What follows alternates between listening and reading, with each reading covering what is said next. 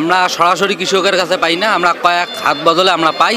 এজন্য আমাদের দাম বেশি দিয়ে কিনতে হয়, আবার বেচতে হয় বেশি দিয়ে। গৃহস্থ ভরপুর থেকে যখন আমদানি হবে তখন আস্তে আস্তে দাম কমে আসবে, আবার যখন আমদানি বেশি হবে তখন আবার দাম কমে আসবে। পেঁয়াজ বেশি হচ্ছে পাইকারি 85 টাকা কেজি। আমরা আর কি কম দামে পাওয়ার চিন্তা ভাবনা করছি, কিন্তু সেভাবে আর কি কম পাচ্ছি না আর কি। আমরা সবজির দাম এখনো বেশি আছে, আশানুরূপ কম পাচ্ছি না এখনো।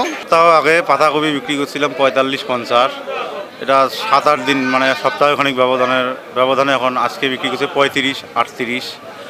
কাঁচামরিচ বিক্রি করছিলাম 70-75, আজকে সেটা 65। করলা বিক্রি করছিলাম 55-60, সেটা করলা হলো এখন 40-45।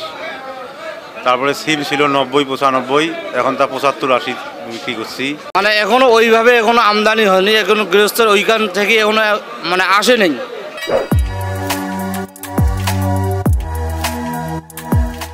গৃহস্থ ভরপুর থেকে যখন আমদানি হবে তখন আস্তে আস্তে দাম কমে আসবে আবার। এখন তো নতুন ফসল থেকে আসতেছে, যখন আমদানি বেশি হবে তখন আবার দাম কমে আসবে। আর মনে হয় যে বাইরের থেকে যে সিম আসে বা গাজর, ওগুলোর দাম একটু বেশি, মানে আসতে অনেক খরচ হয়, তো ওই জন্য একটু দাম বেশি ওগুলো।